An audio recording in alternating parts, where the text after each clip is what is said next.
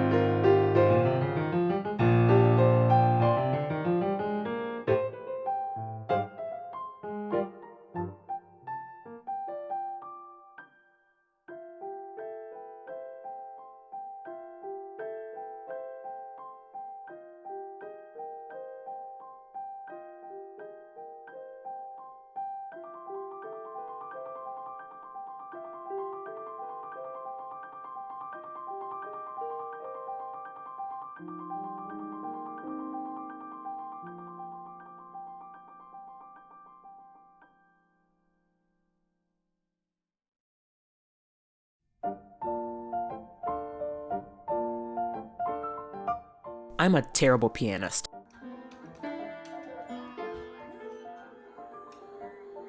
Granted, I'm comparing myself to performers like these, but in truth, I haven't progressed much further than the requirements needed to pass my college proficiency exam.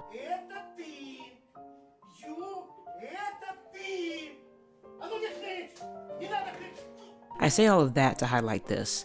My knowledge of a pianist's capabilities is limited. A huge component of that, though, is due to 1. Not consistently practicing piano. 2.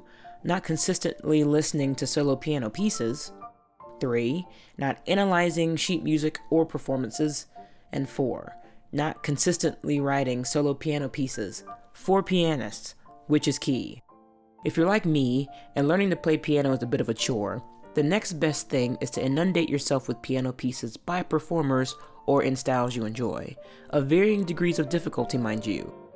I've got a few playlists in the description box that contain a litany of solo piano pieces you can peruse. Some classical and more technical, some ambient and textural, some jazzy and spontaneous.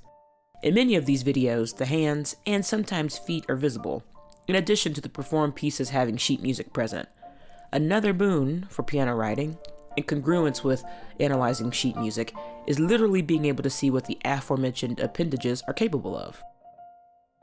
The fourth point is for us DAW composers. It's one thing to write a piano piece in Cubase and convert it straight to MP3. It's another thing to write a piece for a performer to review and give you feedback on. There are great sites like forum.pianoworld.com, rpiano on Reddit, and Is This Playable on Facebook, where very kind pianists will give your piece a cursory or sometimes punctilious glance and some feedback for free. Just make sure you return the favor by being an active participant when possible. I consider these tips to be very helpful for strengthening your solo piano writing chops. All that said, I've written for piano before. Don't freak out. I'm a professional. This is what I do.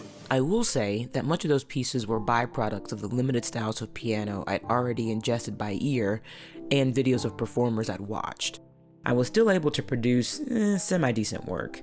To be honest, if you've got a good ear, you can easily craft piano pieces that sound great. They just might not be playable. This is where playstyles are helpful. One thing I quickly took from Thunder Plains were the different playstyles, and by that I mean the different ways that the hands interact with each other. The 4 playstyles that I immediately wanted to mimic were the crab, which features an open and closing motion. With this technique, the right hand maintains an ostinato while also playing the melody.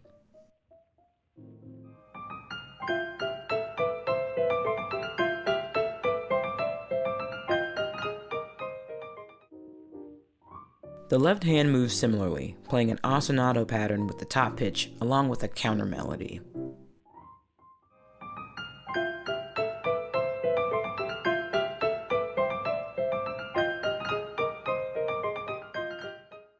The broom. This is characterized by big sweeping movements. The left hand is doing a mixture of small and large leaps up and down the piano.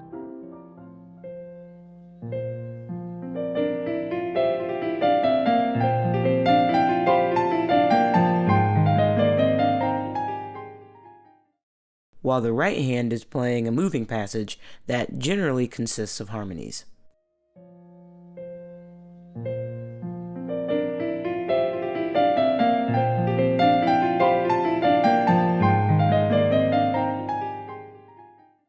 We have the frog, which is characterized by bounces.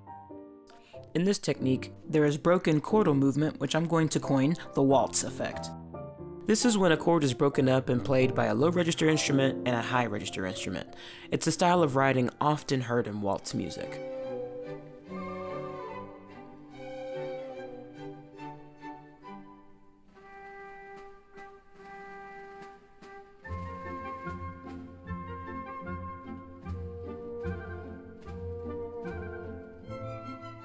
Because this effect is played rather fast in this piece, I'm going to play it slowed down first and then at tempo.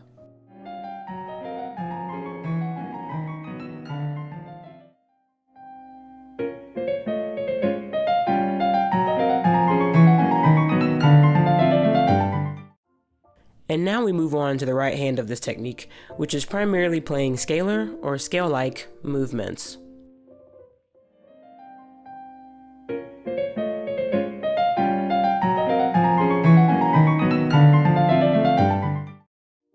And then we have the days. My favorite, which is characterized by fast repeated motion in one hand. The left hand is doing slow, scale-like movements sprinkled with harmonies.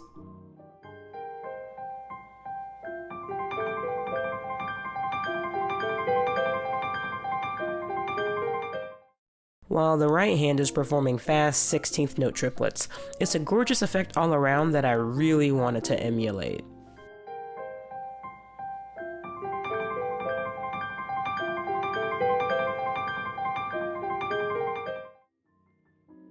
Recognizing shapes and patterns is all well and good, but it's the first step.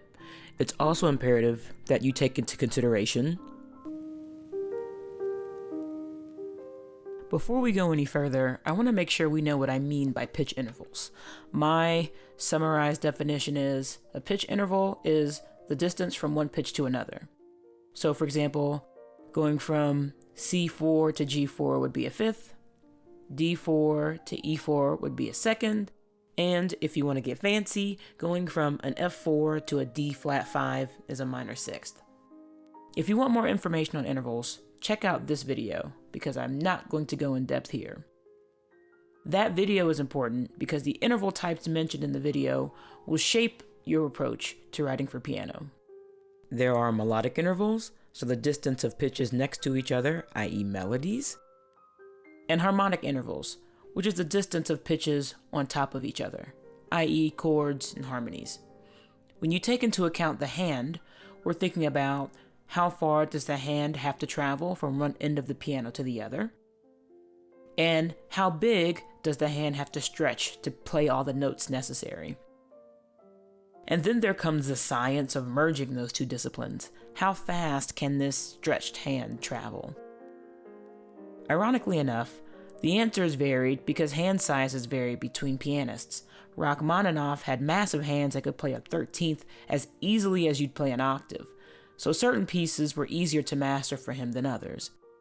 There are a few basic principles, in other words, points to take into consideration when writing music to be played by an average performer, and I dubbed them the octave. But really quick, I want to make it clear what I mean by average performer. When you're starting out writing piano, or anything to be honest, the goal is to write something easily accessible to beginners and folks that are at a lower intermediate skill level. Once you've gotten the basics for writing for piano down, then you can focus on trying to write for the 1%. With that out of the way, let's dig into the rules for the octave. For melodic intervals, leaps from one pitch to another should be kept to an octave. This limitation is also a huge help for faster passages. For harmonic intervals, octave spacings are the norm for pianists, and moving across the piano can be done at surprising speeds. Chord groups should generally be kept to 3 to 4 pitches, with the max distance between the top and bottom pitches being an octave.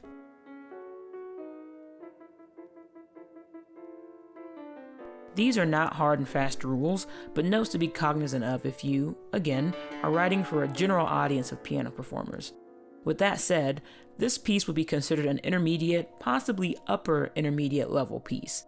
In reference to the shapes mentioned in the previous section, I realized that the octave tends to be taken into account given a few caveats, despite the difficulty.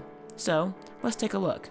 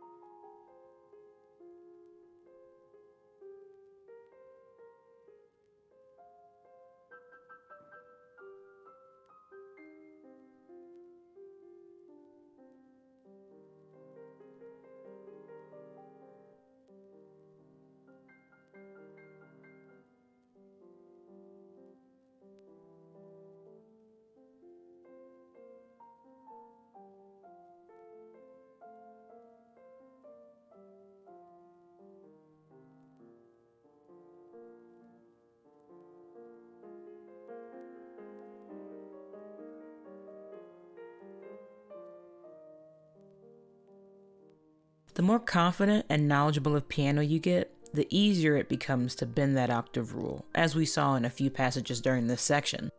Do keep in mind that, despite staying primarily in line with the octave rule, this piece is still considered intermediate. You also have to take into account style, speed, amount of musicality needed for the piece, and other important factors. Now, I think we spent enough time worrying about the hands. Let's move on to...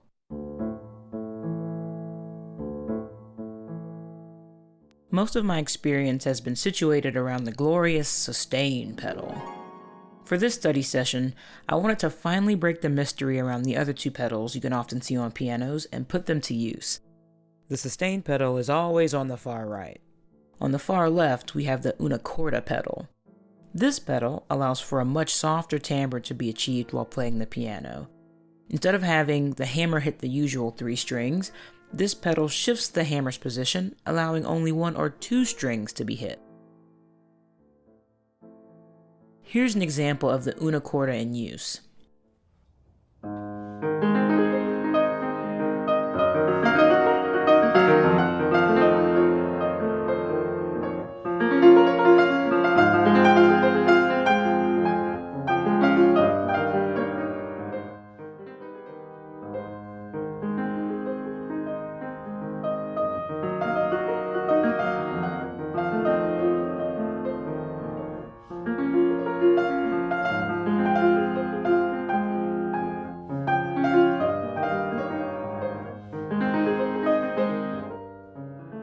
It begets an airy, almost cloud-like quality, a color change that can add a bit more to a piece than simply playing softly.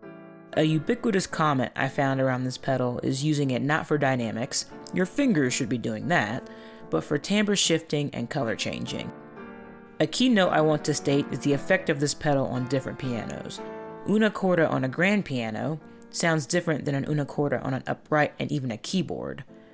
For an upright, rather than shift the hammer position so that only 1 or 2 strings are hit, the distance between the hammers and the 3 strings is minimized.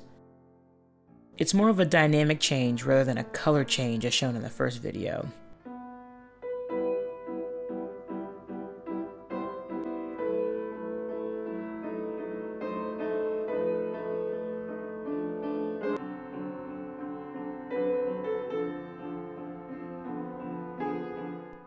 I have no idea what the change sounds like on a keyboard, but I'm assuming it's possible because you can buy 3 pedal attachments. Next we have the middle pedal. This one varies depending on the piano. With an upright, it's generally a practice pedal.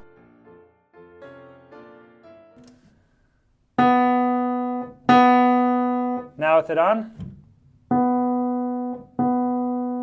So this is how... But on a grand, it's a Sustenuto pedal. This pedal allows you to freeze particular notes and continue playing others unaffected. It allows you to undampen select keys, almost like a focused sustain pedal.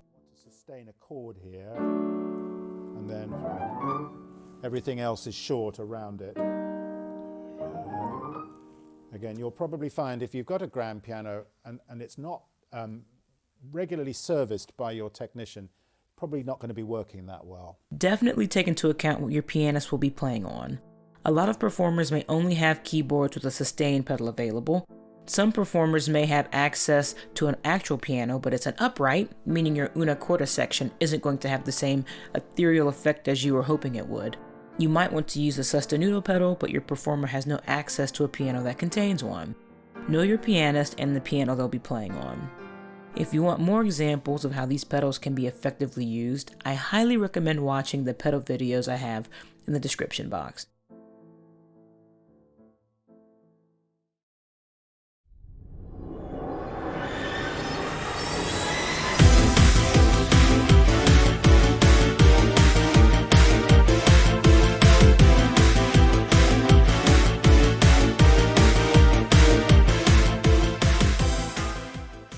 Synth-heavy, PS1 era-inspired, 90s high-intensity action.